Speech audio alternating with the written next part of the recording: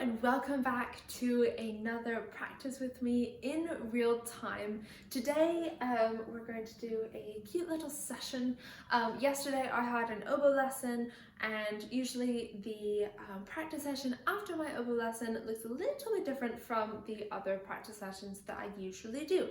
So I am going to show you this practice session after a lesson, and yeah, the reason why I'm doing this series is because I know it's easier to study when there's someone else there in the room with you, either in person or FaceTime or like a YouTube video.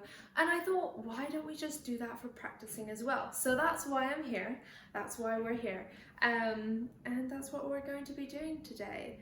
Yeah, it's very exciting. Today is my third day of university. Third? Yes.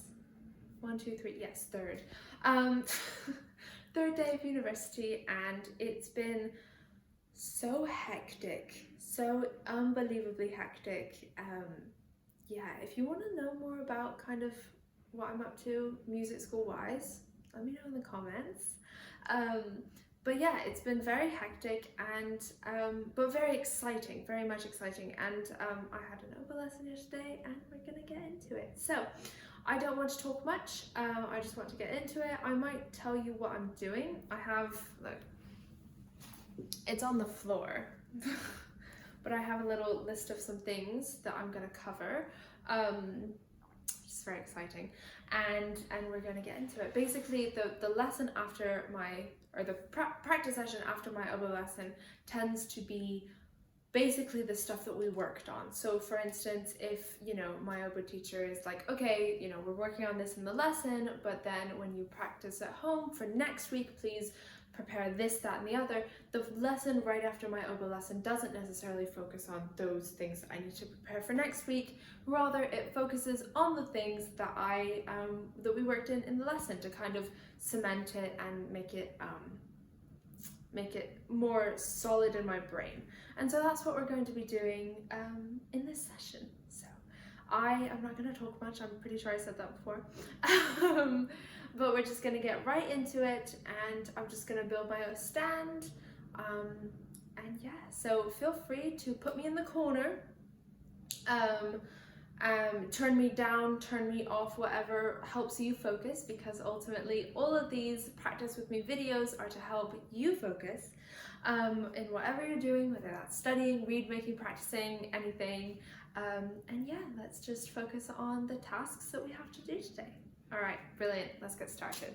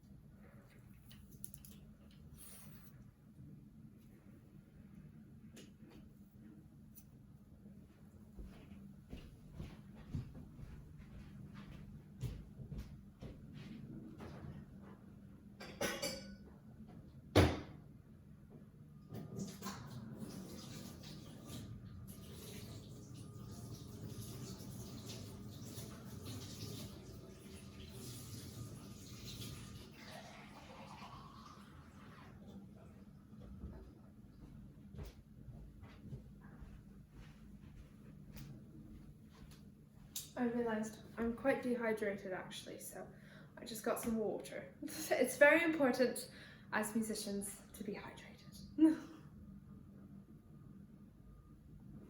Yes, okay.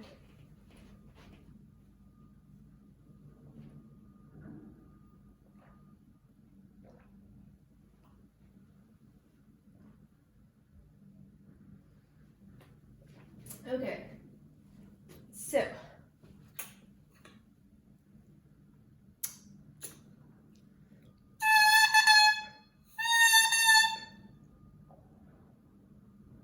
the first thing I'm going to do is a new warm-up exercise that I learned yesterday, and I'm just going to practice doing that so it's easier for when I do regular sessions. And that is what I'll do. Okay. This practice thing focuses on vibrato and kind of how that goes into it. I'm not sure, to be honest, I'm not sure how much I should like tell you about what I'm doing versus just like be quiet and practice for you, because I don't know, I'm not sure yet whether we want to make these more like focus with me versus kind of more informative. Let me know what you think.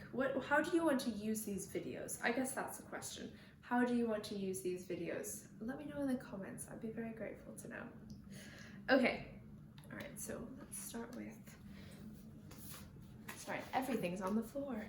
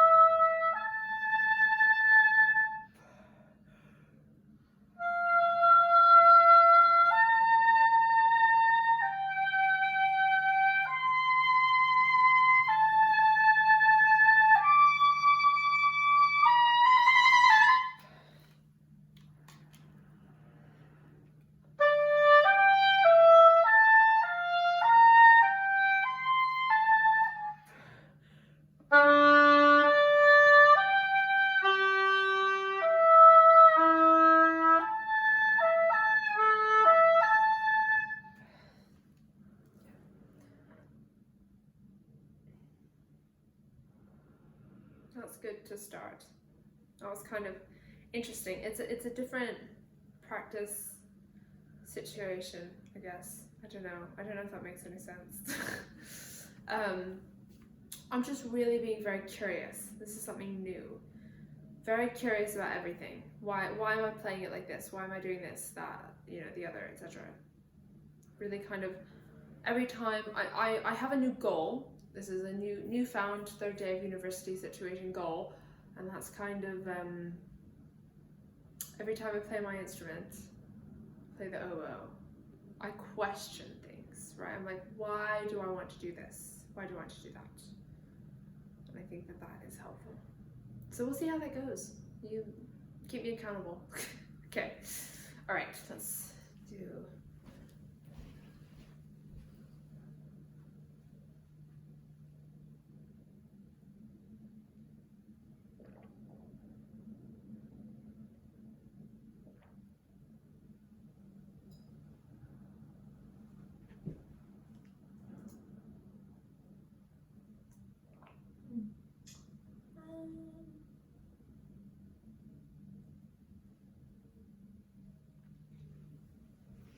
Okay.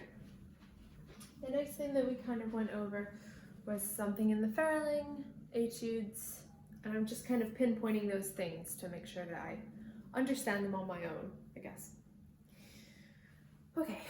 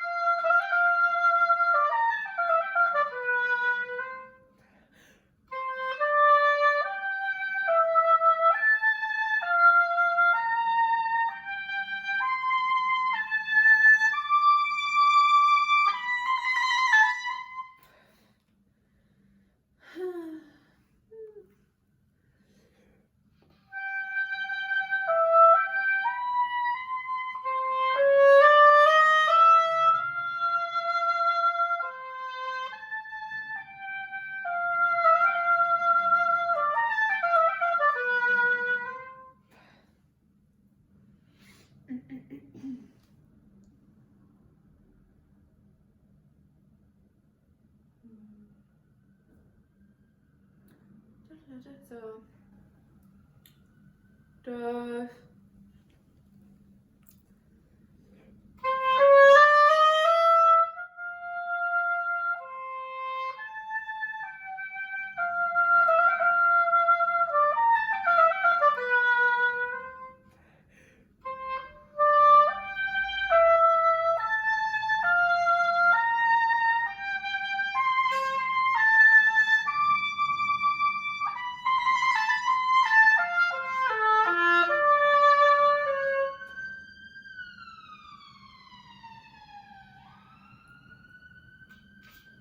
The siren scared me for a second.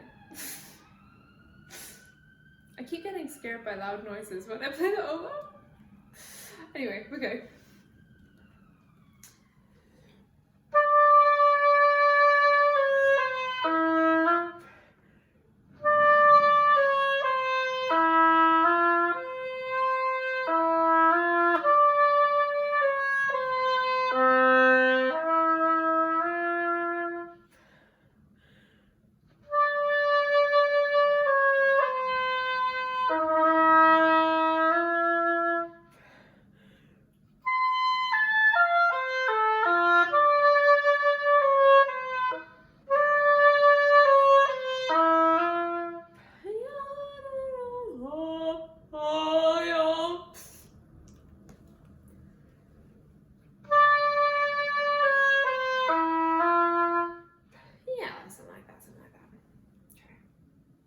I think today's practice is mostly about vibrato intonation. That's kind of what we worked on yesterday. So.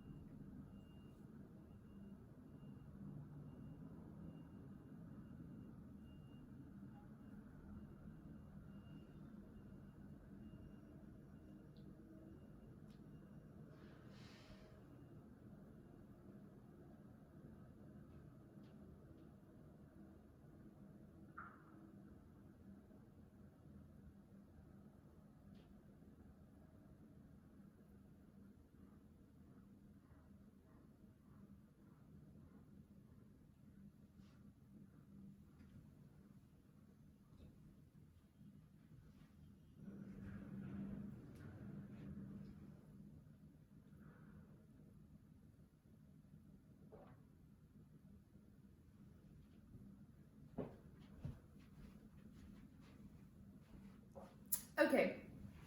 Okay. Mm.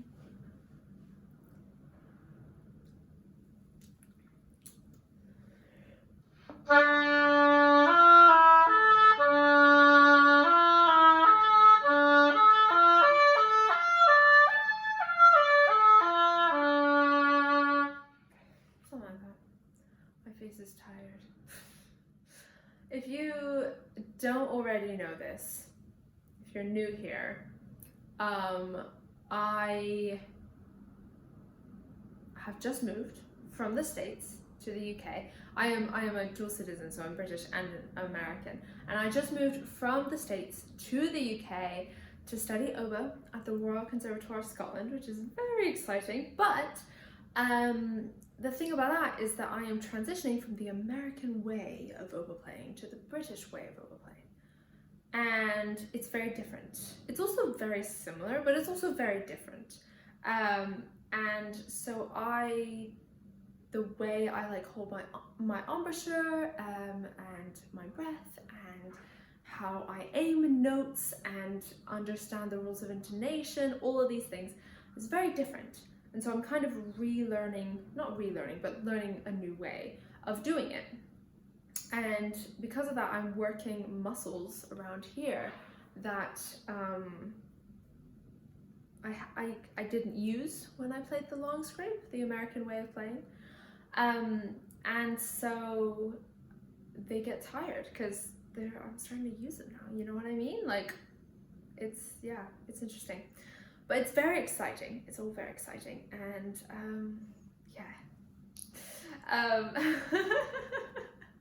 but anyway, yeah, so that's kind of what I'm working on, especially with the intonation. It's very it's just very different. It's just learning different rules of the game. I'm learning the rules. So anyway, okay.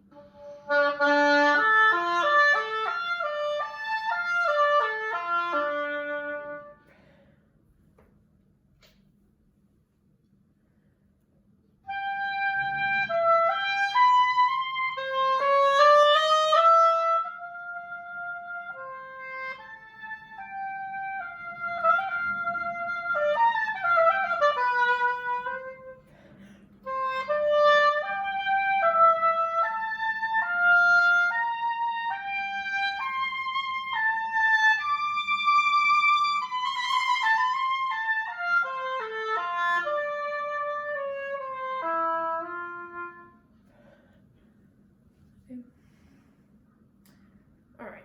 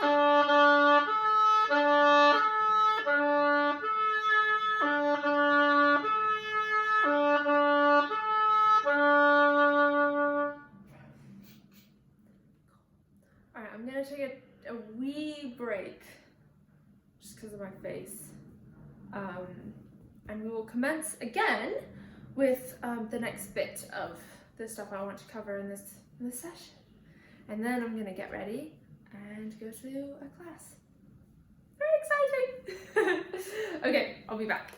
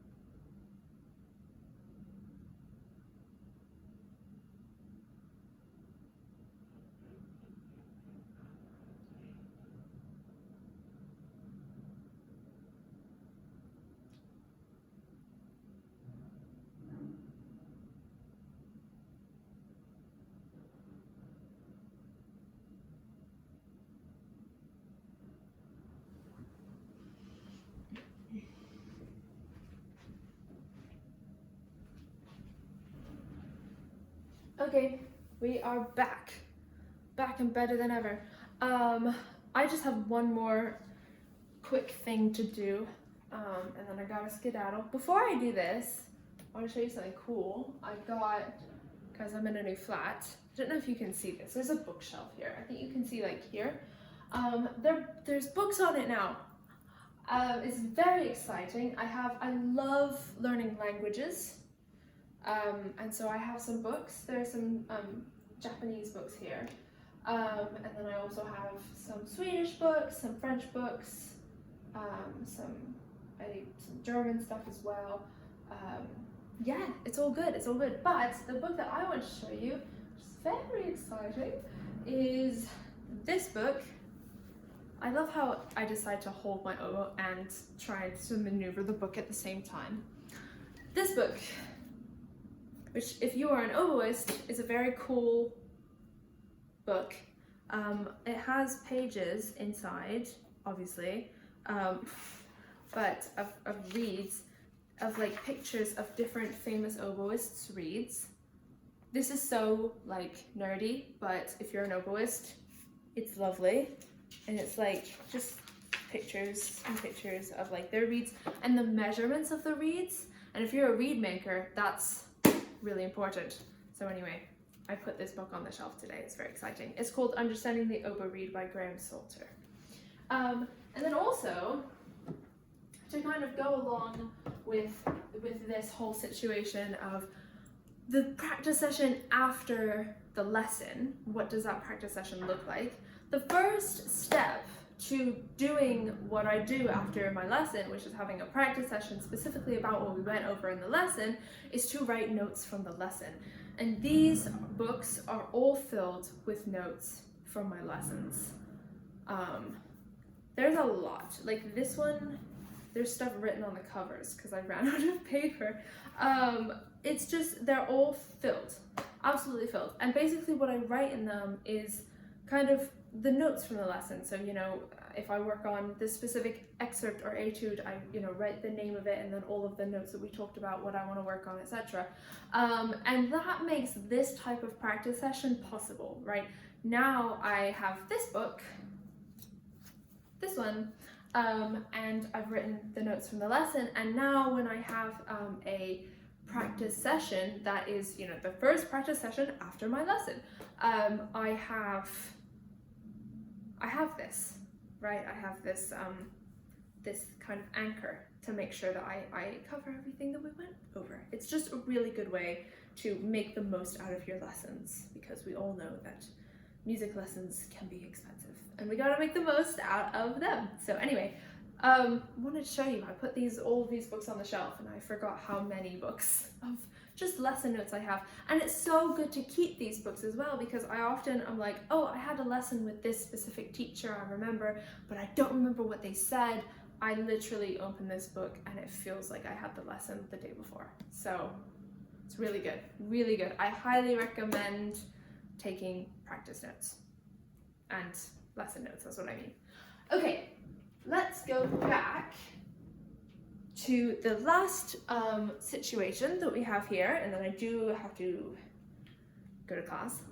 But this is just a Gillet study, and just the last 2 lines of it we focused on, and there are just a few comments, a few notes that I want to just get in my brain. So that's what we're gonna do. Okay, let's get into it. Okay.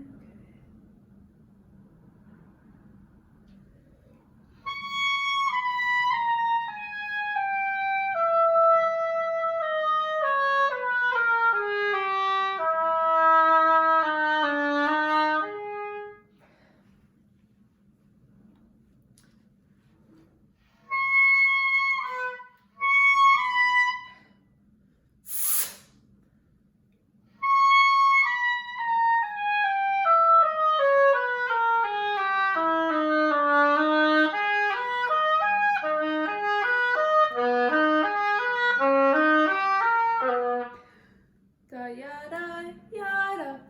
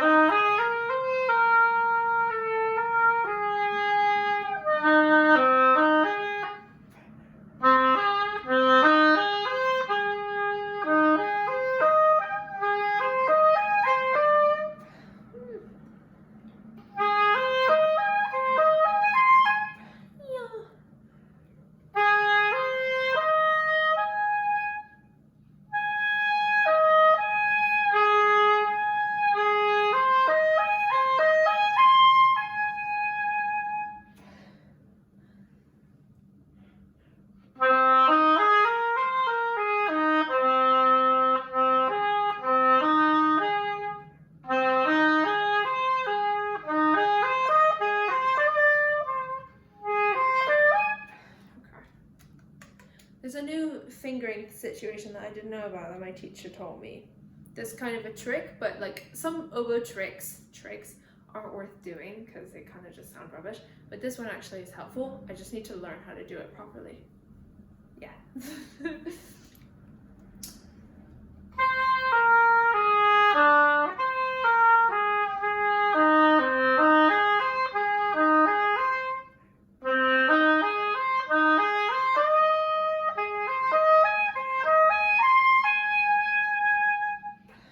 Okay, I'll keep working on that, but at least now it's cemented into my head. You know what I mean? It's in there. I practiced it on my own. Okay.